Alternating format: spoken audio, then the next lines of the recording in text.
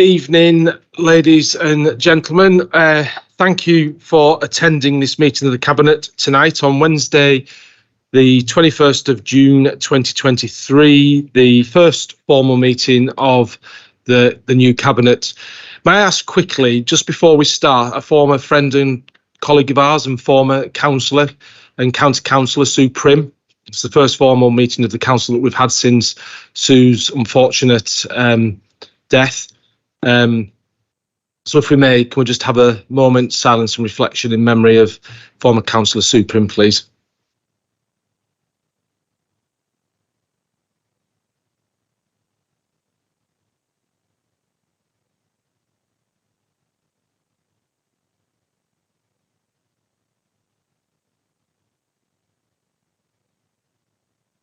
Thank you, ladies and gentlemen, and we send our best wishes and to Sue's family.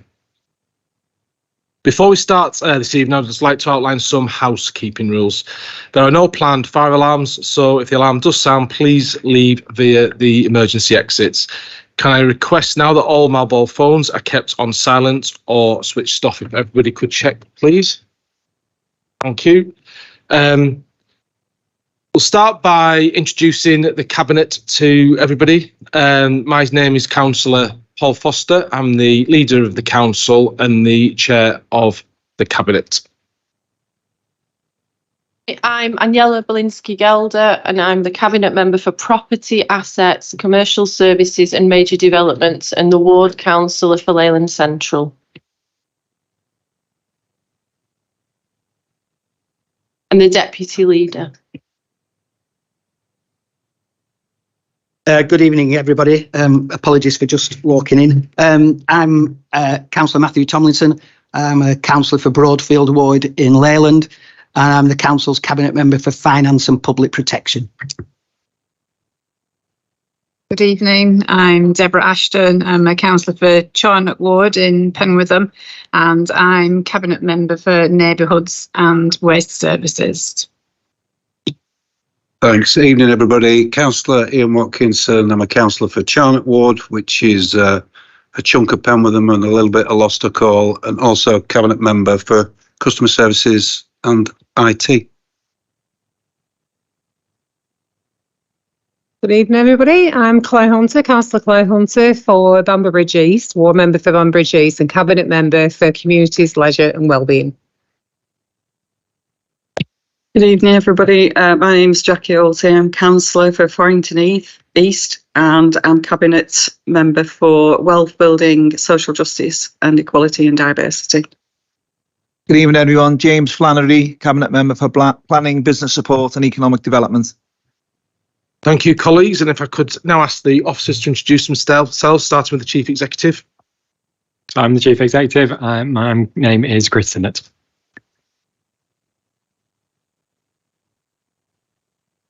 Good evening, I'm Vicky Willett. I'm Director of Change and Delivery. Hello, I'm Jennifer Mullin. I'm Director of Communities. Good evening, Asim Khan, Director for Customer and Digital Services.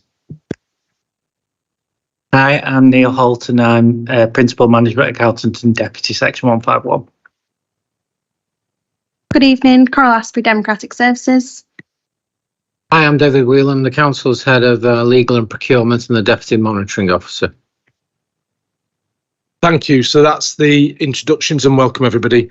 All members of the Cabinet are attending here in the Civic Centre with our statutory officers and directors. Other members of the Council may also dial into the meeting via Teams to observe and or participate in the meeting. Please note this meeting is recorded and is being live streamed on YouTube. Any members that are dialing in via Teams are asked to keep their microphone on mute and only unmute when they are asked to speak. And please use your raised hand function on Teams if you wish to participate. Without further ado, let's move on to the first item on the agenda, and that is of apologies. Well, I can confirm there are no apologies as all members of the Cabinet are present. Agenda item 2, declarations of interest. If a member has a pecuniary interest, they are requested to leave the meeting completely. The member can rejoin the meeting following the completion of the item in question. Does any member of the Cabinet have any interests to declare? No? Good. Okay. Agenda item 3, minutes of the last meeting. I have in front of me the minutes of the last meeting for approval. Are there any points of accuracy on the minutes, and can we please propose these minutes for approval? I'll propose them. Any comments from anybody on Cabinet? No. Any comments from members not on Cabinet? No. So Councillor James Flannery has proposed the minutes are accepted. I'm happy to second that. Is that agreed? That's unanimous. Thank you. Just sign them off.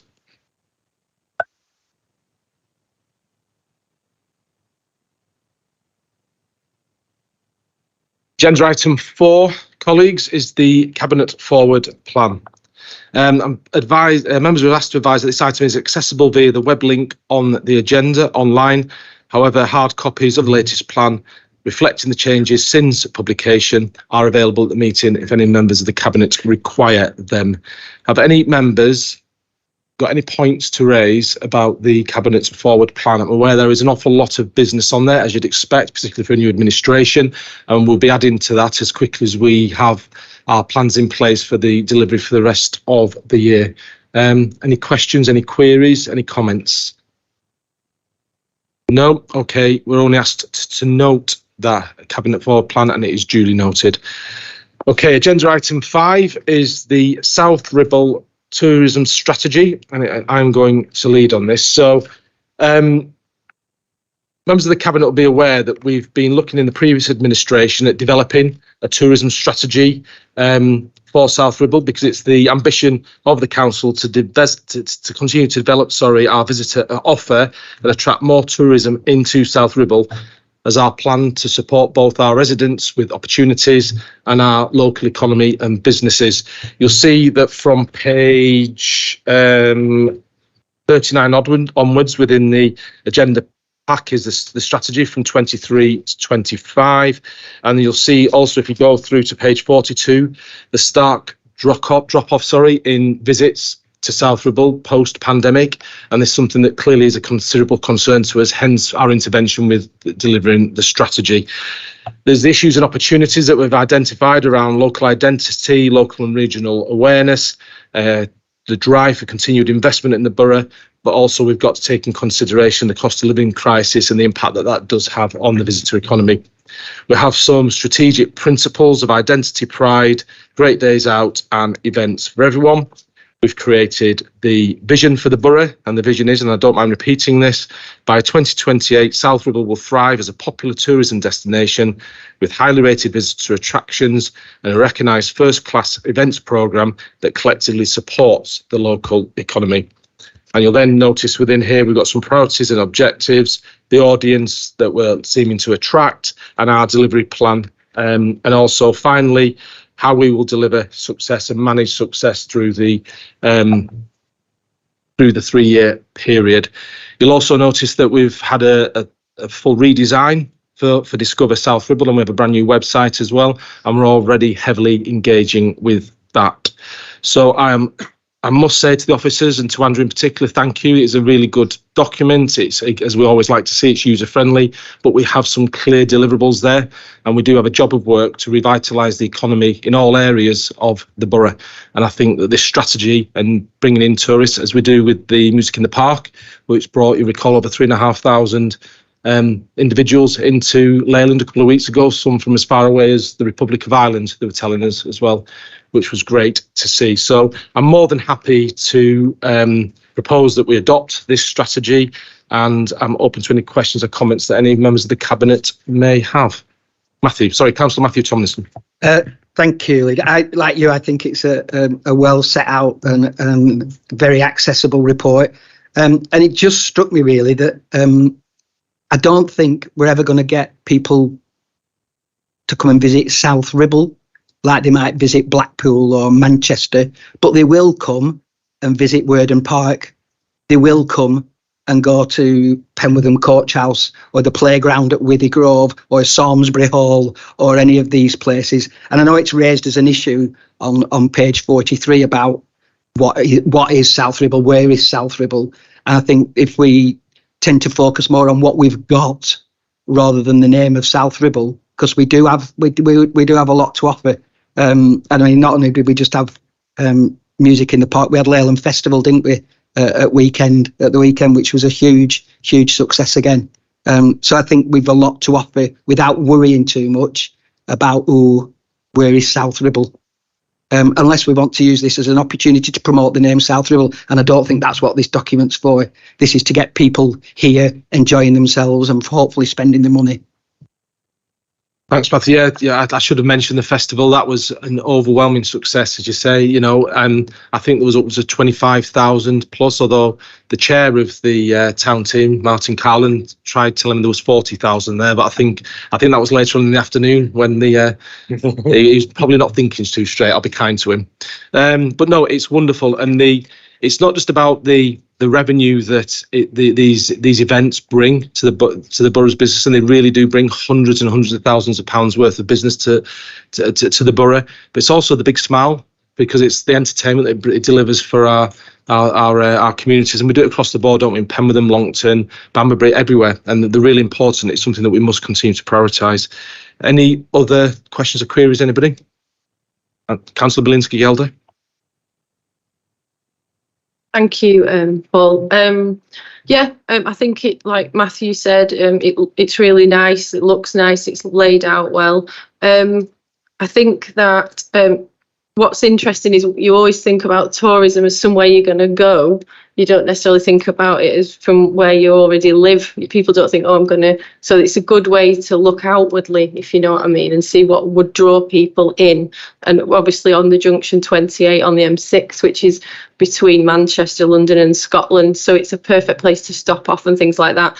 The only thing that I think might be missing is where there might be gaps for tourism. So things like where accommodation, Airbnbs, hotel spaces, number of places that people can stay and things like that. So I think that's the only thing extra that I'd like to see in the strategy in terms of moving forward and what we might be able to do to improve what we've already got. Thank you.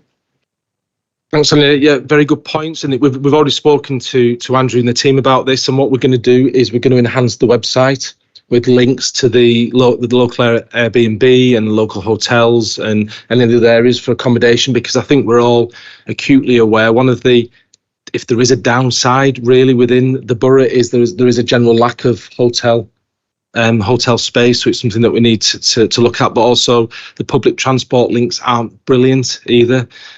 So again, we're going to look at that, and when the strategy comes forward for a refresh next year, we'll most certainly be analysing those particular parameters.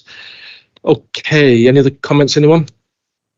No, any councillors not on cabinet? Councillor Wharton-Hardman. Thank you. I really like this document. I agree with some of the comments Councillor Bielinski-Gelder made with. I think this is a really good really good ground point where this document can grow and evolve over the next couple of years to really put more flesh and more meat on the bones. I like the document that it doesn't just focus on one specific town centre. It looks at the borough as a whole. It looks at areas where you wouldn't normally consider. So it looks at everything as a whole, which I think is fantastic.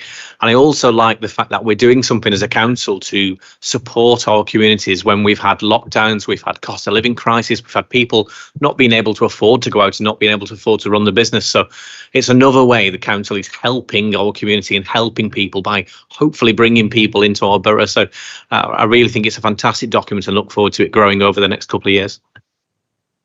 Thanks, Paul. Thank you very much. Any other comments? No, not on cabinet. There's no hands showing online. Sorry, Lou, I couldn't see that.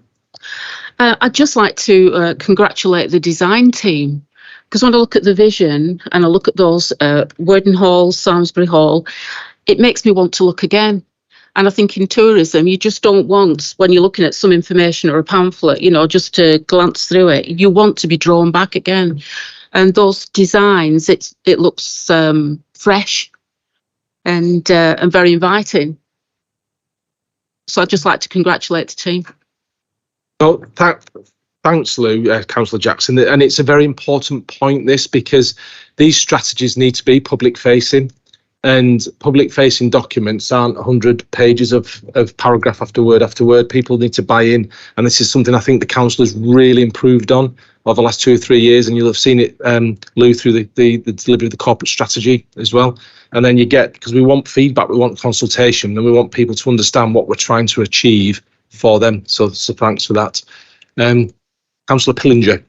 I don't know whether I'm meant to mention something. I mentioned it informal cabinet, but the accommodation end of things, there are 500,000 motorhome users in Britain, and they each bring in about 40, 50, 60 pounds per night when people are able to stop over. And as you said, we're just off the motorway.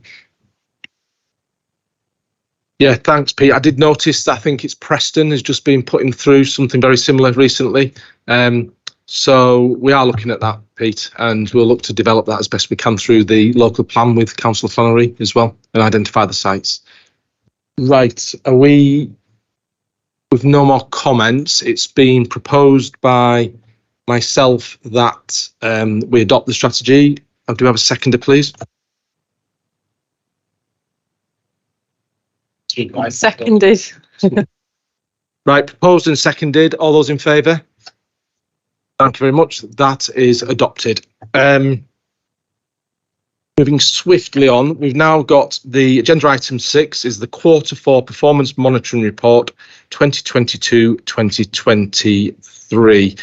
Now, I remind members this is a look back at the last quarter of the previous administration on the corporate performance of the authority.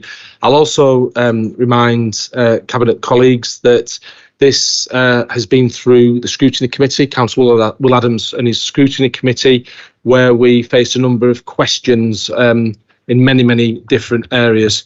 And we do have somewhere the recommendations that from, I've got them here, it's all right, Chris, from the Scrutiny Committee, which I'll go through in a second.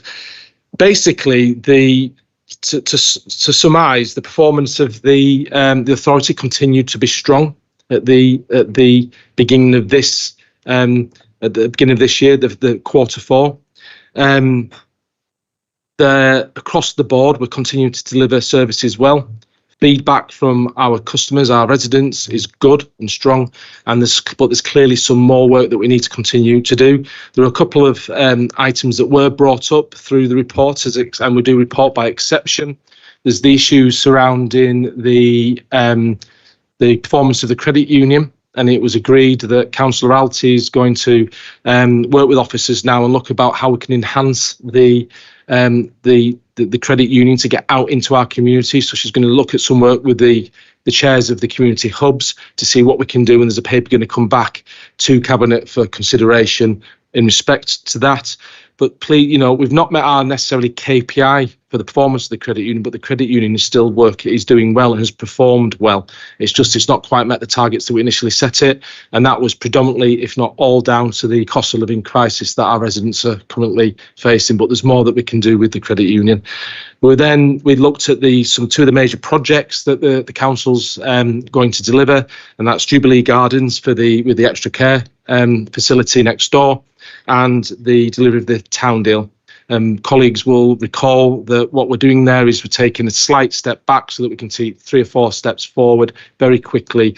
It is the inflation and the cost of living has impacted heavily on all elements of the construction industry. So we're just working through both those schemes to ensure that they're the best value for money for our communities. That is our responsibility. However, I am pleased to report they are both back on track, and we're anticipating a paper to Cabinet on the award of the Jubilee Gardens contract in the coming month or so. Just before I ask for any comments, may I just go through the recommendations of the Scrutiny Corporate Performance and Budget Committee. They just going through them, and they're asking us to adopt these. So I'm happy to adopt them unless I say otherwise. They welcome the success of the Music in the Park and look forward to an evaluation of the return on investment and future plans. So there will be a paper going to council on that, colleagues, in the next month or two. They were grateful for the offer of further information and statistics with regards to the uptake of the cost of living support, which we're happy to provide. Asked the council to work with the credit union to increase the opening hours of their office and provide further outreach. As I've said, we're happy to adopt that, and Councillor Alty has taken that on board. Welcome the offer to respond to the query raised and to the criteria of the select move process. I can confirm that Will's committee has already been provided with that information. Invited the new cabinet member for customer and digital to the next meeting to discuss customer services. However, we're going to partially accept this, colleagues. Of course, Councillor Watkinson is going to go in front of the scrutiny committee, but we need more time for him to complete his detailed evaluation into customer services and the digital strategy so that he can provide up-to-date, accurate data on progress that's been made in the previous 6 months. And so I know Councillor Watkinson is going to make direct contact with Councillor Will Adams, and we'll get a date scheduled in over the next three months so that it becomes a fruitful meeting. So we're happy to accept that on those terms. And finally, asked for the new planning committee to be advised of the implications of deferring applications and the risk of non-determination. And we've already spoken to the chair of the planning committee and the director of planning about this, and this will be made. It will be absolutely made clear to members of the planning committee that any deferral if it does risk the falling outside the statutory determination period and being allowable for an appeal. So we're happy to accept that as well. So, any questions or queries, colleagues?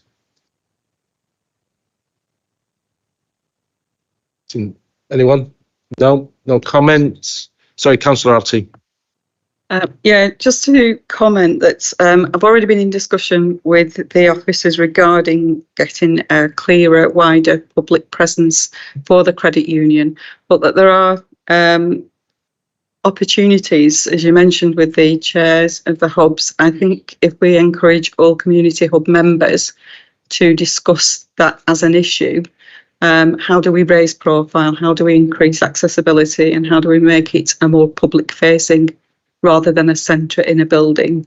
How do we get the message out there? So I think it would be really useful if all community hubs were engaged in that. Totally. Thanks, Jackie. Councillor Flannery. Thank you. Well, yeah, and also when you see a report like this and when you see sort of the detail of your reader, sometimes you set yourself up for a bit of a fall, really, because there's some external factors which sometimes you can't, consider. So you'll see on the planning about plan applications being determined and the target's dropped. You see the red light, so it's a flag. And you think, right, what's wrong? But actually, in that quarter, we had an additional planning meeting because the absolute amount of applications which we receive, and so you can't respond to that sometimes. So you might see it as a red flag, but it's actually been the inundation of the extra applications while we've got a resource like we've got. So it's not, sometimes you think of it and you think, oh, there's an issue there, but it's not. It's purely the amount of applications we got during that period. Thank you. Thanks for that clarity, Jay. Thank you very much. Councillor Deborah Ashton. Thank you, Leader. It's a comment really rather than a question on page 72 under the Healthy Places banner about the Mackenzie Arms site and the new properties there. So I'm a new councillor and it was my privilege to go and have a look round today with a number of the partners who were there. And it was a source of great pride, I must say, to be part of the council and it's an absolute credit to the officers and the partners and to the previous administration that we brought those houses forward.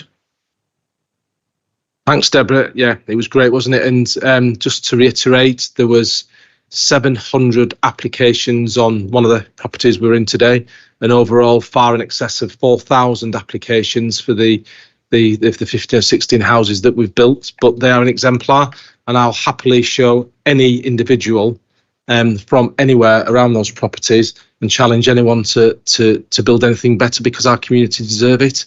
And that is the standard set now that we will continue to develop. But no, really, really, really pleasing development. And again, just to remind members of the Cabinet, not one pence of public taxpayers' money was spent on delivering those properties. So we should be very, very pleased with the work that we've done. Anyone else on Cabinet? No. Any members not on Cabinet? Councillor Will Adams. Thank you, Leader. Just a quick one in terms of, you spoke about Councillor Watkinson coming in front of the Scrutiny, Budget and Performance Committee. I think it will be much better for the whole council and for our residents to allow Councillor Watkinson time to get all of the necessary data he requires and a plan how we move forward to do that. So I do think, I'd like to see that within the next few months. And I'll have dialogue with Councillor Watkinson about that. And also just a side note to say that I think you would agree, Leader, that the first meeting was a robust one.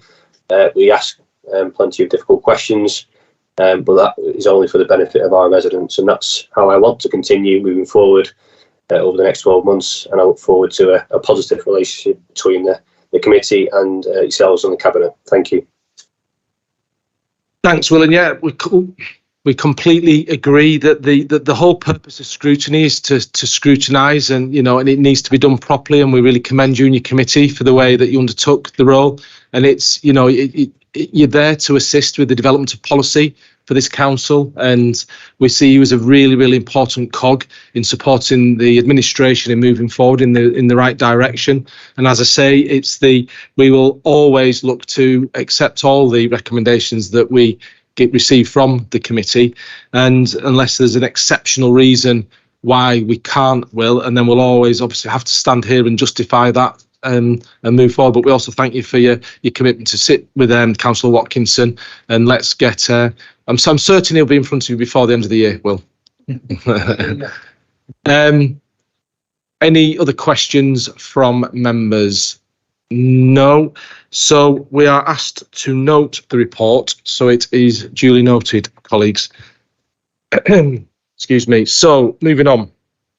As usual, what we're going to do with the next two items are the 2022-23 Capital Programme and Balance Sheet Monitoring Report. And then agenda item 8 is the 2022-23 Corporate Revenue Budget Monitoring Report and Reserves Provisional Outturn as at 31st March 2023. Should have taken a breath in. Yes, that is certainly a mouthful, isn't it? So Councillor Matthew Tomlinson is going to present both these items together because they do interlink. Thank you.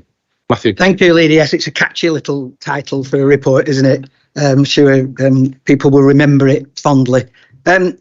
We always feel a little bit behind when we're doing these quarterly reports because we have to wait for things to feed into the system and to be balanced up. So this is now going back to the end of March and reflecting on the position then. I don't actually have a lot to say about the balance sheet and capital programme.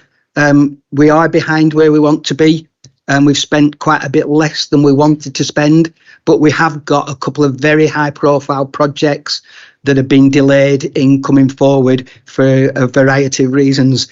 The assurance I can give to Cabinet and to members is that we are going to spend this money. We are going to invest this money in our communities. And in fact, since this report was written, or certainly since the information came to light that's illustrated this report, we've actually begun to spend some of the money already. So there's an item in there about improvements to Worden Park. We were hoping to spend that before the end of the financial year, but it got delayed. But that money is now being spent on Worden Park. So that's just an example of one of the things that has slipped. The Leisure Centre refurbishment programme, members, certainly members who were here before the elections will be well aware of that. We're £3 million adrift of where we wanted to be at the end of the financial year. But anybody who takes any notice of our leisure centres will know that that money is now being spent and those improvements are now taking place. And similarly, a big chunk of money, well over £1 million, around the town deal that we were hoping to have spent before the end of the financial year. But we will get on and spend that. When it comes to the revenue outturn, accountants are always very pessimistic, aren't they? Accountants will always give you the worst case scenario in much the way that lawyers will give you one opinion in one hand, but on the other hand, they'll give you another one. Accountants are always pessimistic, and they're right to be so, because it's public money that we're spending and looking after. And I'm really pleased to see that actually at the end of the financial year, despite everything that went on in the last year, we've slightly underspent on our budget. I would worry about an underspend on budget, to be honest, if the corporate performance report wasn't as rosy as it is. So, but when your corporate performance report says, do you know what, you're doing a good job, and your residents think you're doing a good job, and you're hitting all your milestones, and you've underspent by nearly £300,000, I think that's a positive. So the intention with the underspend is to boost our general reserve, which now is at a really healthy £4.537 million, and really does underline this council's reputation as a fiscally responsible and very financially healthy authority, in contrast to some of our less fortunate neighbours. That being said, Louise, you'll notice, is not here tonight. Louise is on leave.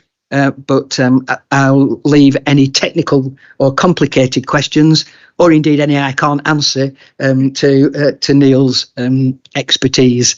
And with that, I'm happy to move both reports, Leader. They are for noting. It is just a factual report on where we're up to, so there's no actual decision to be taken. But all in all, a good news story.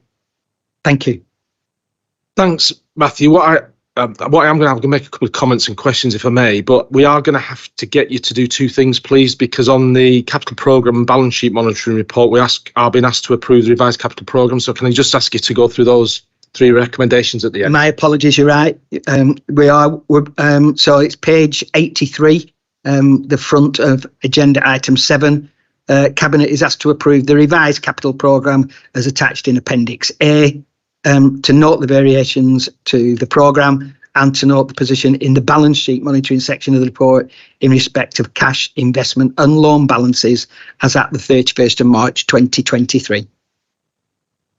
Thanks, Matt. And then shortly, can I just get you to go through the scrutiny committee's points that they raised? Can you ask one of the issues that was raised by some of our political opponents, should we say, during the recent election, which did confuse a number of residents and quite concern them, was our debt position.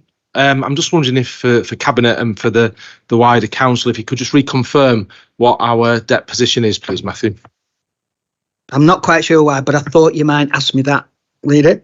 And I will direct members to page 89 of the report, and paragraph bullet point 38, which shows our current borrowing and investment position, which shows our short-term borrowing is nil, our long-term borrowing is nil, and our total borrowing is nil. And I'm happy to confirm that.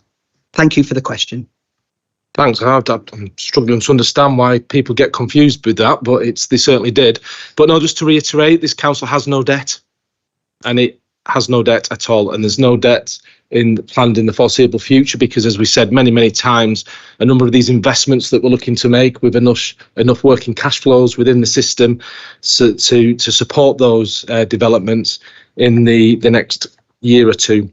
Can you just reconfirm? So we've got £4.5 million of general reserve funds, but the overall reserves, Matthew, are still sat up some 18 or 19 million pounds, aren't they? Still significant reserves. Obviously, some of those reserves are earmarked for things we want to do. So whether we want to reinvest in our fleet of waste collection vehicles or street cleaning vehicles. So a significant part of that money is earmarked for things we want to do. But the figure you quote is correct. I think the more interesting figure is the £4.5 million in the general reserve. This council has had a policy for some time now that it didn't want the general reserve to go below 4 million. I think that could even be looked at if we need to. That doesn't have to be written in stone. There's no reason why financially, I think, there's no reason why that figure couldn't be 3 million or 3.5 million, but council's agreed it's 4 million, and that's what it will stay at for now. but it's now 4.57 million. And that's a really good place to be. Thanks, Matthew, because I remember Councillor Colin Sharples and his governance committee a couple of weeks ago had the external auditors and they benchmarked our authority against others in Lancashire and more actually across all of England. And our performance and our level of reserves is very strong, and we're in the upper quartiles of all the, in fact, it's on top of some of the quartiles. So, you know, not only is the performance of the authority doing really well, as you said, but the financial resilience is really, really good, and it's pleasing. Can you just, Matthew, if you don't mind, just before I ask for many more questions, could you just go through the scrutiny committee's comments, please? Yeah, and I have to thank you for, I think you called it a grilling by Will Adams's committee. He called it a robust conversation. I'm not sure which it was, but actually the meeting took place when I was on leave. So thank you for taking my place. There was a series of comments and questions. I'm led to understand, and I'm sure Councillor Adams can correct me, that the actual questions have now been answered by Louise, our Section 151 officer. But I'm also the recommendations that they've put forward. Again, I'm happy to accept, and we'll act upon them. But just for fullness, I'll read them out. The committee thanks. Oh, it's the wrong one. Thank you. I'm reading out the last one. I beg your pardon. The committee thanks the leader and director for attending and answering questions. Requests that further focus be given to reduce the level of slippage in the capital programme. Expresses concern at the delays with the county council turning disabled facilities grants referrals around. And I know, leader, you're addressing that with the leader of the county council. And the committee wishes the leader well in his lobbying of the county council and in making alternative arrangements for progressing disabled facilities grant applications. On the revenue budget, the committee thanked the leader and director for attending, welcomes the offer of a copy of the UK Shared Prosperity Fund business plan being provided to the committee, asked that the total agency and contractor costs mapped across the directorate staffing underspends be provided, and understand that's one of the pieces of the information that they've now had. It encourages a greater use of LinkedIn and other social media platforms to attract and recruit employees, and requests that the apprenticeship underspends be further explored. Again, a commitment we've already made. Thanks, Matthew. Any comments from any colleagues? No. Any comments from any members not on cabinet? Glasses on, so can't see the board. No. Right. So Councillor Tomlinson has put forward the recommendations from the scrutiny committee. Can we just all vote on that quickly, that we're happy to accept those recommendations of the scrutiny committee? That's unanimous. Thank you. And he's mentioned if we can just vote, 2 separate votes, please. Can we have a first vote on the capital programme balance sheet monitoring report, where we're approving the revised capital programme and noting the variations to the programme and noting the position of the balance monitoring. Councillor Tomlinson has proposed it. Councillor Belinsky-Gelder has seconded it. All those in favour? That's unanimous. And then finally, agenda item 8, which is the corporate revenue budget monitoring report. We're asked to note the provisional outturn and note the environments made to and from the revenue budget. Councillor Tomlinson has proposed. Councillor Belinsky-Gelder has seconded. All those in favour? And that is unanimous. Thank you very much. Right, the final agenda item of the evening is the enhancement of the community hub structures. And welcome Councillor Claire Hunter to her first report. Thank you. Thank you very much, Leader. So basically, we've had a look at the hubs and the boundaries, and brought forward by a lot of residents' comments, councillors' comments. So this is a proposal we're bringing forward, that the report brings a proposed enhancement to the boundaries of the community hubs and recommends the appointment of new chairs and vice chairs of the county council hubs. The Cabinet recommends to Council the proposed amendments to the community hub boundaries as outlined in this report, and the Cabinet recommends to Council the appointment of chairs and vice chairs for the period of 12 months until the first business meeting of the Council in May 2024. So the new councillors, the new areas of councillors will be the Western Parish, which consists of Hoole, Longton, Hutton West, New Longton and Hutton East. The Penwitham Hub, which is Broadoak, Charnock, Howick and Priory and Middleford. Central Villages, which has been very much requested to be called Central Villages, which will be Farrington East, Farrington West and Lostock Hall. And Leyland, which is Broadfield, Buckshaw, Worden, Earnshaw Bridge, Leyland Central, Moss Side, Seven Stars and St Ambrose. And finally, Bamber Bridge, Walton Dale and Eastern parishes, which consists of Bamber Bridge East, Bamber Bridge West, Calp Green and Gregston Lane, Samlesbury and Walton, Walton Dale East and Walton Dale West. So again, as this report was brought forward after a lot of consultation, the proposed chairs to bring to council are as follows. The Leyland Hub will be Councillor Colin Sharples and the Vice Chair Councillor Jane Bell. Penwitham, Councillor Will Adams, Vice Chair Councillor David Howard. Howarth, it says Howard. Yeah, right. Sorry, David. Western Hub is Councillor Margaret Smith and Councillor Will King. Bamber Bridge, Wantleydale and Eastern parishes will be Councillor James Gleeson and Councillor Emma Stevens. And Central Villages, Councillor Paul Wharton Hardman and Councillor Leslie Pritchard. So I'd like to recommend this to council. Thanks, Claire. So, look, we made some decisions 4 years ago, and we changed as a cabinet and a council. We changed the boundaries of the hubs, and we did undertake that we would continually review this. And it only seems right and proper that at the start of a new administration we undertook that review. And thank you, Claire, for doing that.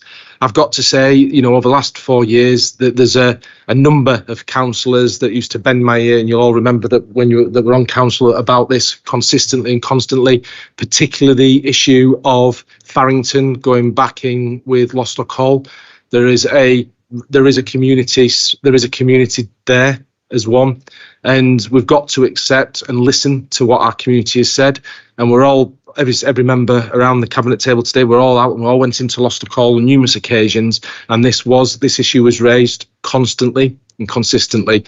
I like the name Central Villages for Lostock Hall and Farrington, because that's the name that the community said to us time and time again, and they recognise that. So what we're being asked to do here is recommend that we send this to council for formal adoption. So have any members of cabinet got anything to say? Councillor Baginski-Gelder.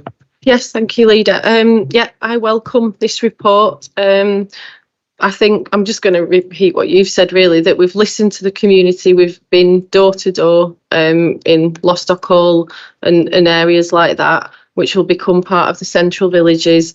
I think that it will improve representation for the local communities. It's democratic. This is from the grassroots that these decisions have been made. And the hubs, I'm going to say, have evolved over the last 4 years, and they've had exceptional satisfaction. This, I would say, just creates more opportunities for members to work for the local communities on behalf of them. Well done, Councillor Hunter, for this report. Thank you, Aniela. Any other members of cabinet have any points to raise on this issue? No. Also, Councillor Alty. Yeah, it's just a quick comment, really. We've thoroughly enjoyed, obviously I represent Farrington East, and we've thoroughly enjoyed being with Leyland and working with that community hub. I'm really looking forward, because I haven't had that opportunity to work as closely with Lostock Hall and Farrington West, so we'll be looking forward to that for the future. Thank you. Thanks, Jackie. Any comments from members not on? Councillor Paul Wharton Hardman.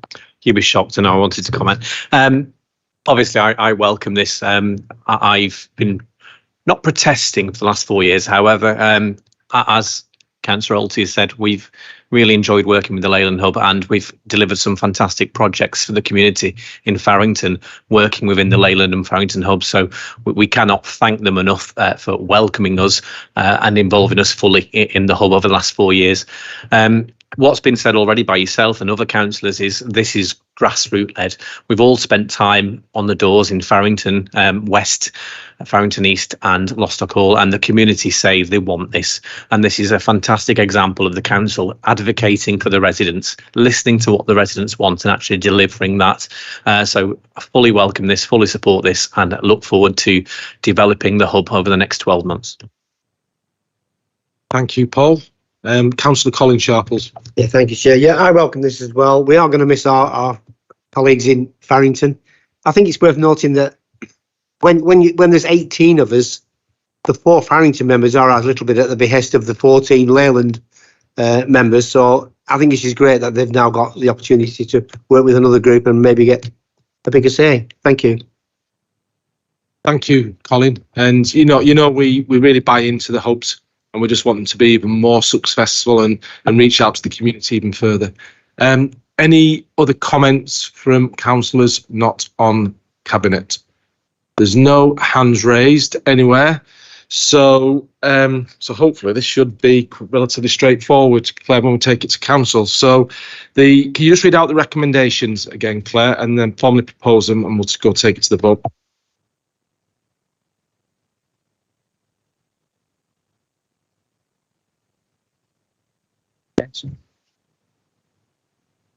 So the reasons for the recommendations, the